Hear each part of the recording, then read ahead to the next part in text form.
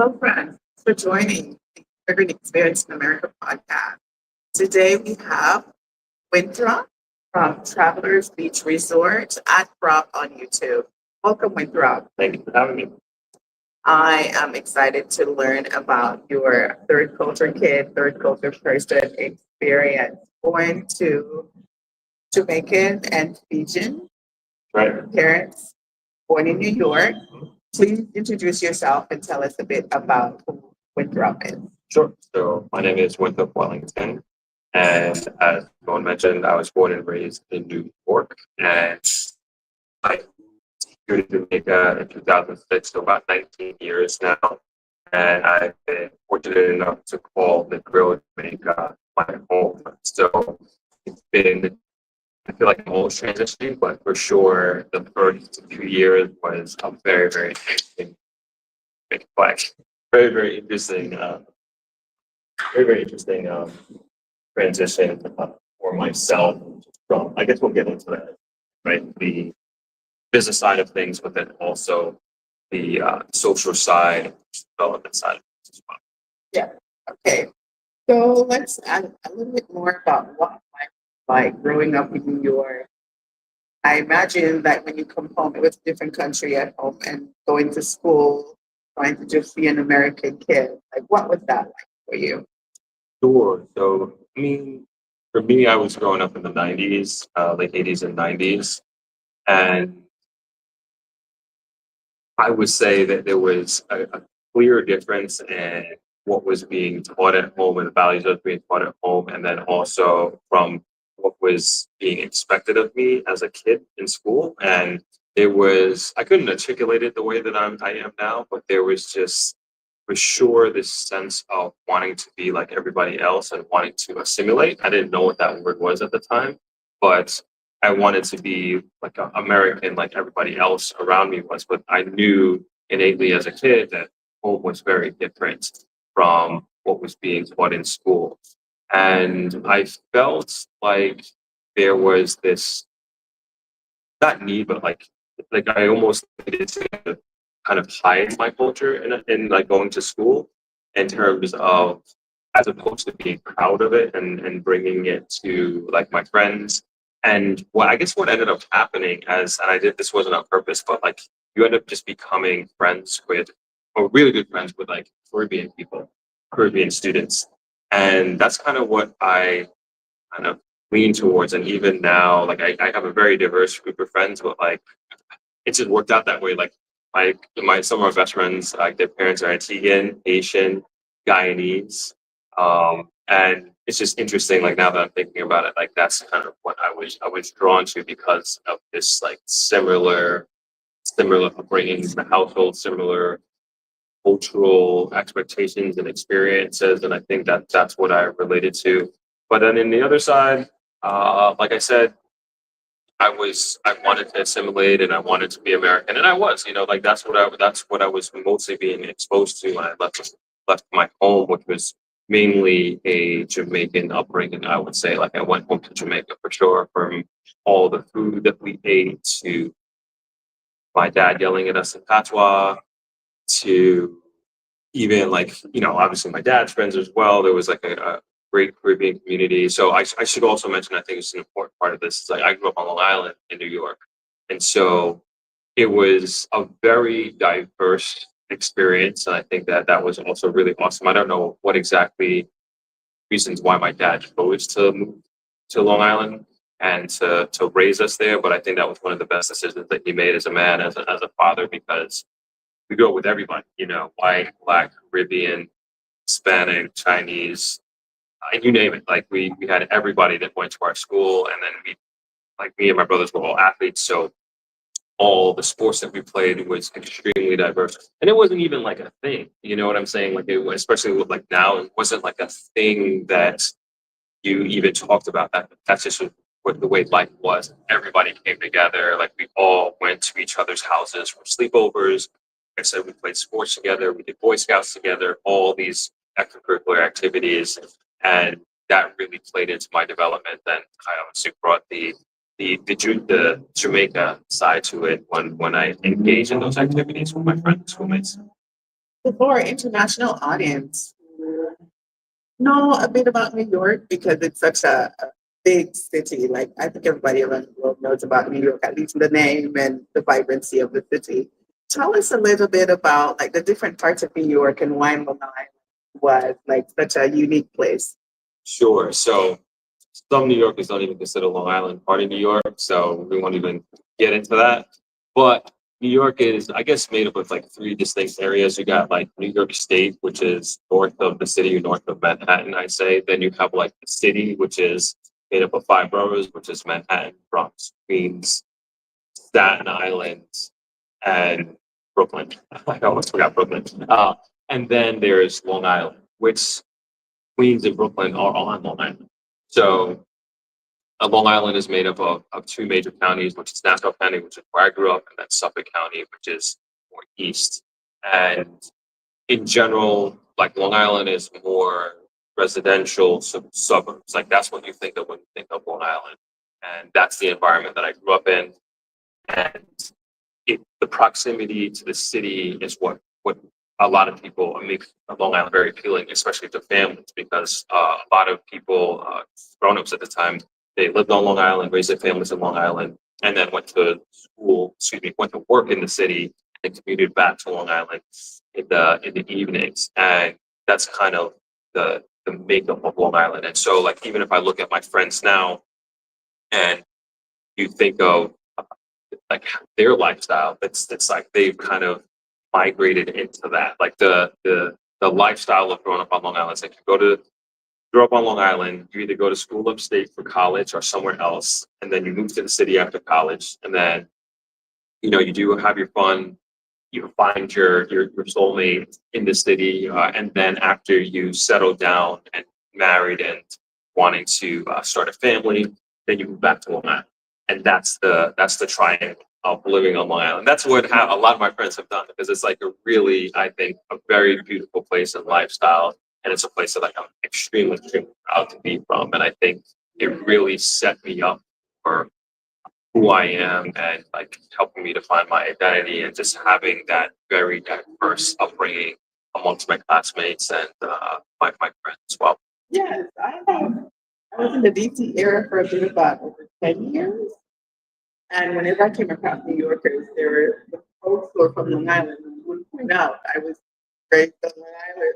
So they wanted it to be known. That I never really got, but thanks for the A explanation. lot of great people come from like famous, really well off. I'm going to go through the list, but I don't want to forget a bunch of people. But you know. Kind of thing. Yeah, Yeah. yeah, yeah. Okay. Okay. So tell us a bit about mom's culture, because we're from Jamaica. We Jamaican heritage, and so we know the culture. Tell us a bit about how you blended like Fijian plus Jamaican. Like, how did you guys balance that? Sure. So, as I said off camera, like I'm very proud of all three of the cultures that make up who I am, my American culture, Jamaican culture, and absolutely my Fijian, the second half of my blood, which is Fiji. So, bringing into like the geographical context, like Fiji is in the South Pacific. It's a series of I think 300 plus islands near Australia, and my dad always said, well, he didn't say this from my own observation. I can see why my dad had fallen in love with my mom and then also Fiji because it is so similar to the Jamaican culture. And I went back as an adult in 2017, and that's kind of where I really started making connections from my own observations as an adult to Jamaica and then also to my dad and his lifestyle and how he is. So even like the foliage, they have so many of the same similar plants that we have here. How they interact with each other, it was like such a family feeling. Going back and having been back since I was a kid, it was this it was this feeling of coming home, and I hadn't been back since I was a baby, and I felt like so comfortable around my aunties, my uncles, my cousins, and it was just really, really amazing. And the food is amazing as well, very different from Jamaica, but it kind of really I saw myself in that country and in my cousins. And so growing up, my mom the only exposure, the main exposure that I had to my Fijian culture was my mother. And then her youngest sister eventually moved to New York and lived with us for a while until now growing up. So it wasn't as prominent as I would say my Jamaican culture was growing up. And I, at one point, at most of my life, I should say, like my parents got divorced. So I was living with me and my brothers were living with my dad. And then we visited my mom on on the weekends. So I say my relationship with the Fijian part has been more of an adult exploration, right? And that's kind of like how I like really grew into it and really started understanding it, especially going on that trip in 2017. But in school, I'm so proud to tell people I was from Fiji, and people were like, "What? Where? What is that?" kind of thing. Then I used to educate them. My dad was a travel agent as well. That's how my parents met. And so I always, because of that, I was always like very good at geography, and like it always interested me. And so I was very happy and proud to kind of be educating people on the second half of my culture. Right. Beautiful, beautiful. Um, so talk about the transition. So, like, how did the whole idea, like, leaving what, 10 years ago? Yeah. I always tell people that it was a very ad hoc, almost no thought put into it decision making process. I was in my senior year of college, and I studied finance, so I was looking to join these finance firms. And this was '06, right? Oh no, this was fall of '05, excuse me. And I was going through just different interviews, and I was in second round interviews with Morgan Stanley.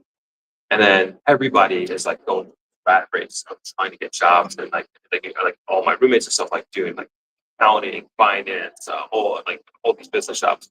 And I'm like, hey, why am I doing this? Like, why am I going through this rat race where I have this opportunity in Jamaica to join my family's business? Because my dad started this business when I was 7, and it was something that he always talked about. And me and my brothers used to come down here during the summers, like traveling beach resort was just like a chill, right? And yeah, this was so my dad bought this property in '92 and then actually opened the business in '94. And so us growing up and coming down here as kids, my dad he'd be going around this jungle, and he was like, okay, this is where the lobby is going to be. We're going to put the pool here. And I'm talking about this is like 10, 15 years. And he just had the vision. And it was like just something so exciting to me and my brothers to always come down. And then like the next summer, the thing he said he was going to do, and like, just imagine what that does to a kid psychologically, right? Their parents, their dad, the hero is like saying he's going to do these things, and then you come back a year later and he's accomplished it. You put that building up and say he was going to do, and it just like speaks to his ambition, and that ambition kind of being instilled and put into our blood and our mind. And I also learned to drive here as well because I was like starting at 11, and I used to pick up the the trash the pickup truck that we had, and I my dad loved it because I would just go around and pick up the trash, but I loved it because I got to learn how to drive at 11 years old, and it just like all these memories kind of I'm sure came into that decision making back there, and I was just like forget about it. I'm gonna come down, and I just stopped going through the whole process of applying for jobs. I just enjoyed the rest of my senior year because I decided I was going to move to Jamaica in May at graduation, and that's as far as I thought. And when they say like ignorance is bliss, like, this is one of those situations. Like if I knew perhaps what I was going to be putting myself through, I probably wouldn't have done it. If I really sat down and thought about like the culture shock, the leaving this fast-paced environment, coming down to not so fast-paced environment, and not having like especially at the time, the technology gap was huge, And even growing up, I always told myself I would never move to Jamaica, and here I am, 19 years later. Yeah. Amazing. So I can see, right? And, uh, talk about that position. Like, what was it like for you leaving your life in New York So, and rooting? And I mean, you've been visiting, so you knew right. the culture of it. But what was that like transitioning here? Like, what were the struggles? You know, the happy places that you found along the journey. So, as you said, like I knew the culture a bit, but I would put huge asterisks next to that. I thought I did, but I trust me. Vacationing here for 3 weeks a year as a kid, adolescent, is very different from living here. And I learned that the hard way. I learned that the hard way. And I always caution people about this. Look at Jamaica as this, from the vacation lens, right? As this utopia, as this place that's this and that, whatever they build up in their mind. It's just not. It really, really isn't. And Jamaica isn't for everybody. The grill isn't for everybody. And I think it's important that people who are deciding or contemplating whether they want to move here or not, that they go through their own process beforehand.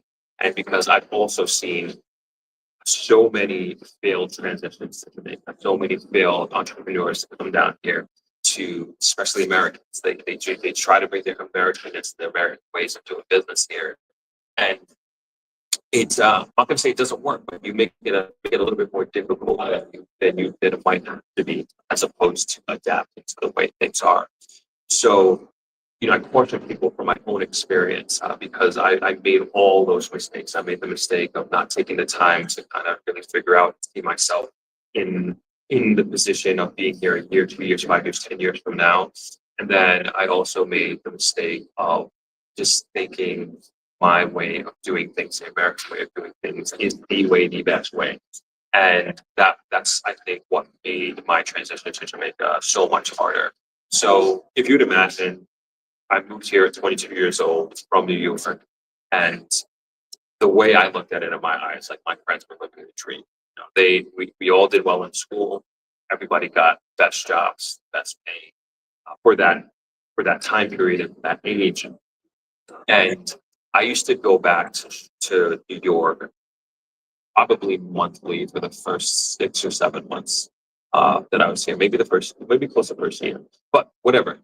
The thing is like I was just had like incredible FOMO, and I felt like I was missing out on my friends and the experiences that they were having, and I just wanted to taste of it as much as I possibly could. But then after a while, I realized that if I don't just stay here for 6 months, like I'm never going to stay here. Like I'm always going to have one foot in and one foot out. And like this, if I want to make this business successful, if I want to make this experience of living in Jamaica successful, really have to like super, super commit. And what I was struggling with, as I was alluding to earlier, is both the social aspect of the doing business aspect of things. So for the doing business, it was a multitude of challenges that I was facing. Like I was never an entrepreneur. I never worked for anybody. I never worked for myself. And so and then I'm being groomed, if you will, to take over this property and to take over this business. And I had my academic education, but at the end of the day, like I didn't know what I was doing, and I had to learn. And so I was kind of battling that at the same time that I was also battling the culture, the business culture. So I would say the external business culture. So of banking, dealing with the government, and all the frustrations that come with that, if you can imagine. And it was extremely challenging and frustrating, and it took me a while to get to a point of acceptance. And I think again, I caution people and advise people, it's like you want to get there as quickly as possible and realize that you're going to a bank or dealing with the government agency, and there are clear inefficiencies that you are experiencing, and you know that this wave might be a little bit better if you just made this tweak. Like, forget about it. You have to let it go because you've got to realize you're trying to stay square peg in a round, and you're not going to change it. So it should be, this is my advice, it's like it should be more of a mindset of adapting as opposed to opposing, as opposed to judging. Because if you do that, what you're going to do is frustrate yourself. You're not going to change how fast the teller is on doing XYZ transaction. You're just not going to do it. You're not going to change the bank policy of having whatever ratio to every two bank tellers to every 1,000 customers. I'm exaggerating, but like that's the way it feels sometimes, right? And all the bureaucracy that goes with that. So it's like, what can you do while you're going through this process? How can you make it more efficient? How can you make your time and doing so more productive? And so it was dealing with that and it just not having the perspective to kind of understand frustration that I was going through. And then you also, I should say, I also had the frustrations of the internal cultural adjustments, right? And back then, this is early 2000s, like things were very different, I think, with Jamaica. And I would say more so for sure the team that we had here at Travelers. And you got to understand that my dad was running this property by himself, like totally by himself. So certain procedures and protocols weren't put in place, and I think a lot of the team took advantage of that, which made it very, I would say, like frustrating working with not the best people, and not my dad not having the time to go through human resource process of getting the best people that he could, and so I think that also made it frustrating for me and going into this business and having to we had good managers back then, one two good managers that I did learn from that kind of set me up, and which I definitely appreciate, but it was also very, as much as I say adapt as like on the external stuff is adapt as opposed to impose. That was hard. That was harder to do here, because you also knew that there was definitely you're doing something wrong, sort of thing. And it's just like, how do you get the culture to adjust to a more efficient way? Because you have more control on your own business than you do, say, like an external government organization kind of thing, as I was saying with the example. And then I guess the last aspect on the social part would be the actual socializing here and making friends and going after and having meaningful relationships down here. I think that's a part that a lot of people don't really take into consideration when considering moving to Jamaica. And again, I will also caveat that with saying that the early 2000s is very, very different than now. Just having a conversation with somebody about the that there is so many more young people in the grill as opposed to back then.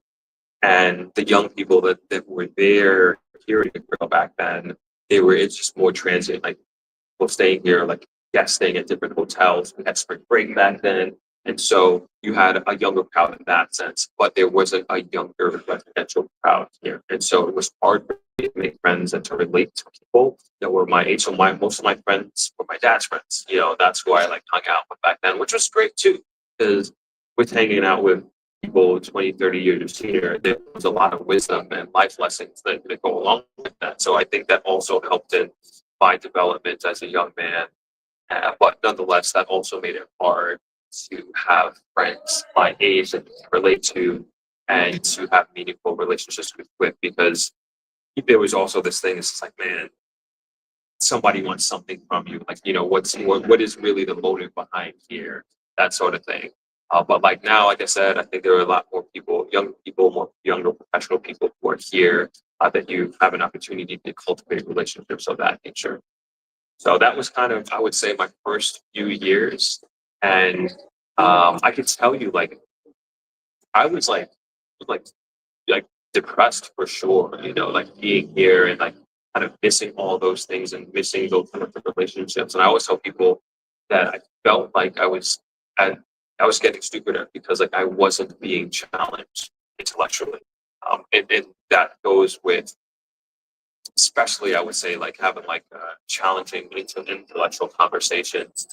And I love the two escapes of that I had, as like I had my brothers here that I could speak to that could challenge me, and then we also had guests from all over the world that came in that had different perspectives than I did. Because like I don't want to just keep speaking with people who have the same mindset or like agree with me. Like I want to learn from somebody who thinks very different from me or has an opposite opinion from me. And like I just wasn't getting that. And so that was like a big motivation for me to big motivation for me to go to business school, because and then also I think at the same time, we had the financial crisis that we were going through, and like business was horrible, and I knew there was like a better way to do business. So I think those two things like really motivated me to go to business school and yeah, just kind of get me out of here for a little bit. Yeah. Okay. So you come after undergrad or okay. Yeah, yeah. then So you went back to the yeah, and I did 4 years here after college, and then I went to get my MBA after 4 years. Yeah. So I wonder if you were in Kingston versus Negril.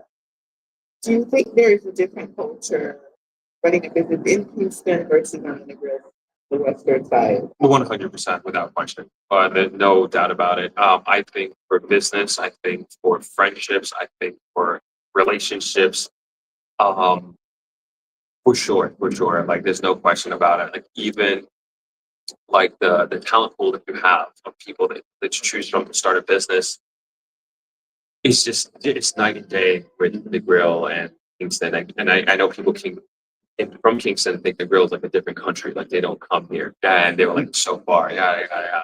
But I would like as you asked that question, I would love there to be a day or time when the grill is looked at upon as a place for young, talented, educated individuals would move here and come and see as a viable way to further themselves in life. But we don't necessarily have the infrastructure and the facilities to attract that type of talent. But I even think from even like a relationship standpoint, like being there, I would say like if I was living in New York, I'd probably be married and have a family right now, and I would probably say the same thing might be true if I was living in Kingston as well. Like it's just a different kettle of fish on both perspectives. But at least that's what I think. But it's like I said, it's you're gonna be challenged to find people here that, especially if you're, and this is kind of just like worldly advice for people out there who are like, if you're like well traveled, you're educated, you're career driven, and then you're coming to Negril to find love, to find your counterpart. Good luck. Lower pay more. Would you consider a rural? For sure. Everybody calls this country. Yeah. That's interesting. So I know there's a huge reverse migration taking place, right? There's people leaving Canada because it's so expensive real estate to buy property. Mhm. It's the same in the US, and I've heard talks about what's going on in the UK as well. People wanting in the diaspora wanting to move back home, others from other countries want moving into Jamaica, right? And so you're giving some great advice to think about things before you actually make them. Like there's a lot of cultural clashes that take play and all of that. So I appreciate you giving that word of wisdom to people and caution. Do some research, talk to people, visit before you come, and figure out if this is for you. And sometimes you have to probably give it a trial before, you know. If you could spend up to 3 months, and then also I would say that as you asked your last question, which was a great one, like I think it could be Negril versus Kingston. Like spend time in each one of those locations if you can, if you have that type of bandwidth. I think that investment is going to serve you so well. You're going to learn so much. Opposed to just you vacation here, like, all right, I'm going to buy a house in this development, then I'm going to ride off into the sunset in Ocean or wherever, and I guarantee you it's going to be so much different than you might expect it to be. And maybe it'll work out for the best, but I think it's best to make that investment of that 1 to 3 months, maybe take a sabbatical, maybe use up all your vacation days, but it's such a great investment. And who knows, maybe you're just like, man, this is not for me. I'm so happy I did that. I'm going to stay right here in Toronto. Or maybe it's just like, man, I'm out. This is my dream. I know this is what I want to do, and you go. But as opposed to getting here, you're trying and you're struggling and you go through everything that I went through. Because like, if I didn't have the business and I didn't have like this sense of obligation to my family, my brothers, my dad, I would have left 100%. I would have been another story. I would have been another victim of like, oh, you didn't make it. It's too challenging. Yeah. Right? It's different. Doing business is different. Banking, I had to, when my mom passed in 2001, and we had to come down and close out some things. I remember being in a line in the bank. Literally, I think it was about 8 hours. Yeah. And we had to still go back the next day to get it done. That was insane to me. Like, how is this possible? So, a word to the wise. It's not as easy. It takes a lot of patience. Even the last few days since we've been here driving across the island trying to see the damage of Hurricane Melissa, I kept saying it takes patience living in Jamaica. For sure. It takes patience. And not just here, I think a lot of other countries as well. The rhythm of life, if you want community, if you want more ease, it means that you're going to be slowing down. Things are faster in the US for a reason, right? And it comes with more stress as well because you feel like you have more time and you can get things accomplished so much faster. But any case, I won't belabor that point. So I know you're so passionate about the development of Negril and the wider Jamaica, and you've talked about like things that's like the new highway that's being a channel that's being built from here to Montego Bay and other developments have been watching you. And you've covered arguably. Tell us a little bit about what Negril is like today after Melissa. So the grill, first and foremost, like we got very lucky. I mean, in many respects, we were spared, especially if you compare us just, and if you just take a 20-minute drive, you'll see a night and day difference. And if you were to drive the grill now in the West End, you wouldn't be able to tell that there was a hurricane like a couple of years ago. And so we're lucky in that sense. We just got full electricity back to the Boulevard and then also the West End. And people and businesses are still like picking themselves back up and trying to get back to some sense of normalcy. But I would say a lot of, I would say, the time, focus, and energy of the poverty of the people who weren't as affected, like travelers, for example, is on helping those that were affected. Like that's every single day. If you go into my studio right now, all you're going to see is care packages because people are dropping off things and then we're preparing to go on missions next week to hand it out. So there is, as great as it is and lucky as we are and blessed we are, there is also responsibility that comes with that. And we take that responsibility very seriously. And so even I knew Negril was going to bounce back quickly. Like I could tell, I'll tell you this, like Bella was worse for Negril than Melissa was. For sure, for sure, for sure. And I knew we were going to bounce back very, very quickly. And we're already seeing it. And I think the winter season is going to be as if nothing happened in that sense. However, team members are greatly affected by this. Most of our team members, like going back to the communities, they don't have running water, they don't have electricity. And then you have neighboring tourism sectors like Treasure Beach, Montego Bay that have been severely affected. So it affects the whole gambit, in that sense. And so it's something that we're aware of, and I'm sure people who are looking outside in and considering coming to Jamaica, considering coming to Grill, trying to figure out what's going on. And like I've been telling people, like, help is going to help. You're don't feel.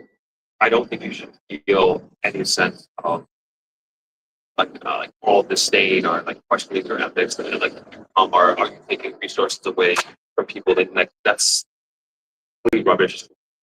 You're actually helping the community. There's this lady. She's from Philly. Yes, staying with us now, and she brought down a bunch of stuff, just dropped it off in my studio, and then which is amazing and great and appreciated. So if you are coming down and you feel obligated enough to like bring it back, thank you. We will make sure it gets the right people for sure. But then on top of it, she just told me like you have a crafts guy who comes every Friday. We rotate, but he comes on Friday and he's taking these dried coconuts and he's painting them. They're shaped like footballs, and he's painting a Philadelphia Eagle coconut football. So my point is that she's buying 13 of them, and she is helping the local economy and she's helping that young man put food on his table. And that's what people do, like by just coming, vacationing and staying at a hotel, especially a locally owned hotel, small hotel, stay wherever you want, stay wherever you want. I would say just come. But that's just an example of how like dollar quantitative multiplier effects by just coming. Yeah. And I would love to second that because on our flight coming down, we had a previously planned trip from at least 3 months ago. The hurricane happened, and the person who we were coming to celebrate, they canceled their trip the next morning. And we're like, we need to go. We can't stop now. The people need us. We need to bring some support. We're still going to go. We want to see the impact of this on the island. And we're here. But so we encourage people, please still come. People want to feel that dignity of having a job, working and earning a dollar to rebuild and support themselves. The public support is important, yes. The international support and the diaspora support is important. But there's something of somebody having some sense of normalcy to be able to continue their job and still earning and being able to rebuild. I think it helps their mental capacity to keep pushing through. So things keep coming. The country needs your dollars or whatever currency you use. We need the economy to keep turning over for people to keep working and continue to rebuild their lives. So we welcome you. We've gone from Kingston, St. Anne, all along the North Coast driving on the toll road. And if it's in another country, St. Anne, Trelawney, St. James, the Montego Bay Coast area there, they're moving so fast. Things have gone from what we're seeing, right? The amount of damage we saw in Westmoreland is not the same that at least on the North Coast with the hotels. So come, they're reopening, they're ready to serve you. People really want to work. So please don't hesitate to keep your reservation, make your reservation, and come and support Jamaica. People want that dignity to earn, so we welcome you. Um, so, okay, and I'm always putting in the plug for travelers. You know the reason why I changed? We had booked more reservation at one of the big chains. I won't say who. And when I saw your videos of what you were trying to do for your staff and going out and bringing things and generator, I'm like, I need to move my money to somebody who's directly putting back into the community because the truth is, I can't tell the story of the bigger change actually doing what you were doing. You may have been expected to show up to work. However, I can't say that they've given back in the way that you have and taking care of your staff. And so we canceled our hotel, and we decided to move our reservation here. And so we recommend it's a great property, beautiful beachfront, private experience if you want that. And so we definitely recommend traveling to this resort, right? Here we are talking to today. So talk a little bit about the general impact that what you see going to Westmoreland, St. Elizabeth, and the continued support that we are hoping for in coming months as this dies down. We've brought support, you're still getting support, but we expect the diaspora. We're hoping the diaspora and other people continue to come in, bring support, bring your money. Like, talk a little bit more about what you've seen as you've gone out on the street in Westmoreland and further out. Yeah, I mean, it's been beautiful to see, especially from here, from Hotelier's perspective, of just how giving and how just like almost like you said, like this sense of obligation of people like having money to help. So it's been great to see that. It's been great to see people going on these missions and wanting to give back and just wanting to do what they can. And everybody helps in their own way, And like you said, it means it's like such a big difference of just somebody sending money, but actually seeing a person and like giving them an opportunity to bring their money with dignity and earn a living with dignity. And so, as I was alluding to earlier in the interview, like parts of Westmoreland got hit very, very hard. And I went to Belmont area, and I keep saying it's like endless, the destruction. It's just like endless. Like the more you drive, like everywhere you like look and see, you're just seeing just destruction. And you're seeing roofs, house crumbled, landslide, yada, yada, yada. And it almost seems like at least when I was going through, I was just like, how is anyone gonna fix this? Because it's just so bad, that everywhere you look, and you're just like, oh my gosh, it seems insurmountable. But I do I have a great sense of optimism. I'm not even kidding. Like in my heart of hearts, I have a great sense of optimism of where the country is going to go, how the country is going to bounce back. I think we are doing, all things considered, I think we're just about maybe a month out, 4 weeks. All things considered, I think the country is doing a phenomenal job in terms of bouncing back. And then also, what I was looking for, especially in the early stages, and maybe I was being a little impatient, is like a plan forward from the government and from leadership. And now we're starting to hear it roll out. And I'm like, okay, that makes sense. That makes sense. And I'm always going to go to finances. I'm always going to go to money, right? And even that plan, as that plan is being rolled out, I'm like, all right, I didn't think of that. That makes sense as well.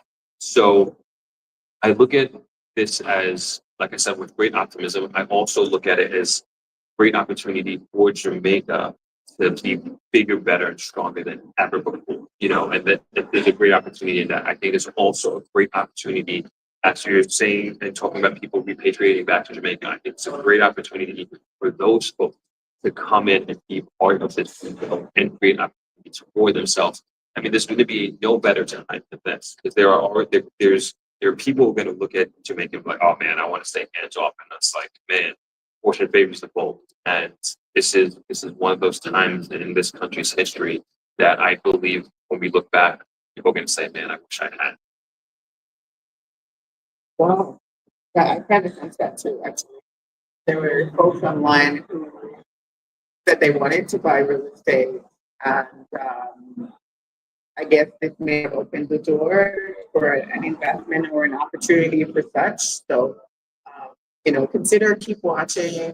Throp does great with reporting on developments. You're talking to a lot of important people on the Kingston and across the island, and all of the new highways that are being built to facilitate travel and ease of moving across. So, And I would also, like, on that same note, like I know there's this mindset of people that they don't they don't want to take advantage of people in a distressed situation, right? And I would say this especially for people in the Jamaican diaspora who are thinking like that and may not want to get in, so to speak, for those reasons. I will say the sharks are certain. And I will say that there are people out there with the means and the resources who are not thinking like you and who are not thinking and having Jamaica in their best interest and in their hearts. And I would, generally speaking, I would say that the Jamaican diaspora has more of that in their minds and their hearts. And so there are folks out there, long story short, there are folks out there who don't care about the hurricane, who don't care what happened. All they see is dollars and cents. And whatever the situation, whatever market that we're in, there's always going to be people who are going to come in like that. But if we can get more people and to counter those kind of folks and that kind of sort of mindset coming in with looking at it as like, hey, I want to help build my country. I want to help build up my country. The more of those people that we can get in, I think the better. And I don't think we can think like that or allow that to hold you back. At least looking into the opportunity or the idea of investing in Jamaica at this time, because we need you at the end of the day. hey, the diaspora has a heart for homeland like nobody else. And so I think I did a paper on the brain drain, and Jamaica's been hit quite a bit. Middle class leaving because it's a small island and it cannot absorb all of the people graduating from university. And so it's natural that people are going to go to the big three, Canada, UK, and the US to find the big jobs, the opportunities. It's natural. But I say Jamaica needs the diaspora. And I know the Prime Minister a few months ago welcomed, opened the door to say, hey, we're very talented, we're all around the world. And he's welcoming us back home. So if you've ever thought about it, this might be an opportunity for you to do that and help the country rebuild.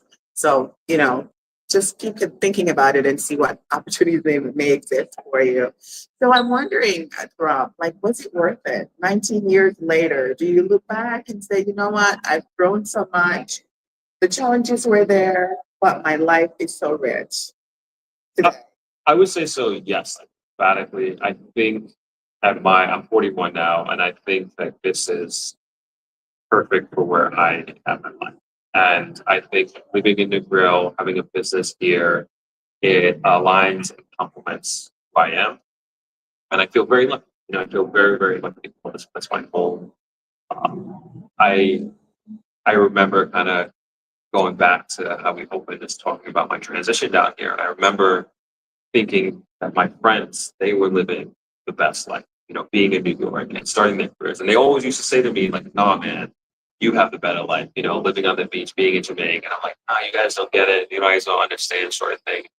But now, like having grown into it and also having a much greater sense of appreciation for Jamaica as a whole, not just Negril, really, really love Jamaica. And I think it's one of the most beautiful countries in the world. I think one of the best things I think to do in Jamaica is to take road trips in Jamaica. It's like one of the most underrated aspects of living here. And there's just so many nooks and crannies of Jamaica. And I always encourage people to do that. So I think that I'm very lucky and fortunate to have this access to that whenever I want to go see parts of the island and then people that they can vacation to. I also really appreciate, I was saying this to somebody the other day too, like just the, the generic interaction with a complete stranger and just the vibes. And I think that's one of the things I start missing first when I leave Jamaica. First it's the food, and then it's probably that, you know, that vibe that you get everywhere. And so like looking back, was it all worth it? And, you know, hard, rough few year transition. But now I think it's awesome, you know. And then also I think one of the big differences, especially for Negril, but I think in Jamaica, it was hard for me to see a future for Jamaica that was prosperous, that would be elevating, and that we're moving towards being a first world country. And I feel that sense of optimism more than ever, you know. And I feel so lucky to be in Jamaica at the age I am right now, 2025. And I feel like my dad had great vision in getting in early. And now I feel like I am a part of a growing, progressing country that eventually is going to be extremely populous. Not just for me, but for like every Jamaican amongst other words. And I'm very excited to be here. Yeah, and put a plug in here. You outside, we're sitting in the lobby, we're trying to find a quiet space. The beach is too noisy, we have the talking really loud, and like totally came from the lobby, made the presence known. So we apologize. Hopefully you can hear me and record it into that well. Um, so I like to end the show with what I call whenever you're transitioning from one country to the next, inevitably something happens. As you're learning, as you're reinterpreting, as you're decoding what life is like. Maybe it's a story that you may have heard from your parents or your siblings. Is there anything that you can share with us throughout your 19 years here or going back and forth growing up with even Sure, I'll give one of each. So the first one I'll start with here. And so this was like one of my first years of being kind of, I don't know if it's a faux pas, but definitely like a huge cultural shock. But I was general manager, and then we had a general meeting with all the staff. We were down by the restaurant, and I think it was a housekeeper. She had brought her baby with her, and she was sitting in the front row, and she had her baby, and I was going through my smear, and I don't remember what I was talking about. And then just like right in the middle of whatever I was saying, she just started breastfeeding right in front of me, and I'm like, never seen anything like that before in my life. And I just had to continue the meeting normal, and everybody around me was like totally fine. This is totally normal. I was like, what is happening here? And I just had to just keep it cool. So that's here. Hasn't happened since, but just thing to say. And then I guess going back home in New York on Long Island, I just feel, I don't know if it's like a faux pas, but it was just like this general feeling of just, I don't know, just wanting to, like, I just wanting to fit in and wanting to be American. And looking back, like I didn't have to try. Like it was just happening, right? And I think with one of the things with my dad, he was immigrant, right? And we were first generation American, and he was just very just scared. I don't know, and we could never leave as kids. We're Long Island, super safe. We weren't allowed to leave our block, and it was just.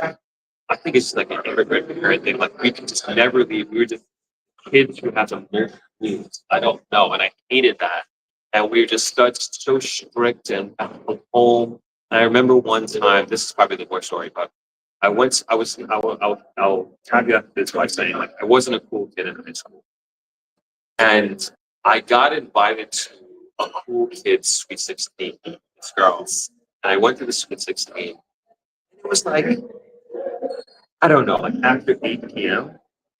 I remember like I had like it was going longer than my dad had allowed me to go out. And then like I remember I had to put in a quarter in the payphone and I'm calling my dad. He just like yelling at me and passing like, "Where are you? Get home now," sort of thing. I had to leave that 216 to go home. But that's growing up American, I guess, right? You just gotta follow the rules and like I couldn't, like what do you mean hang out? That doesn't exist. We can all relate to Right. that. And especially mean girls. We had no life. My male cousins and siblings could go off to the movies. For some reason, the boys could not even go to the movie. We couldn't even go to the movie. I remember the first time I went on a date, my dad waited up and he was like livid, right? And needless to say, that didn't go for us. But I mean, I don't know. Our Jamaican parents were strict than other. And the thing is, we listened. Like we were good kids. Like we never got in trouble. Nothing. Like whatever dad said. Like, all right. I know it's true. I've heard stories about Nigerian parents too, but I don't know. I think Jamaican parents rival up there, especially with their girl children. Oh my goodness. But it's been such a pleasure. Thanks for sharing your third culture person story, being a child of immigrant parents living in New York, being born and raised in New York, and then transitioning full time now, 19 years to Jamaica and some of the cultural clashes. I hope people find inspiration, wisdom in your journey, and we wish you the best wishes as the hotel continue to grow and as Jamaica continue to recover from Hurricane Melissa. Thanks so much. Thank you so much, Throp. Well,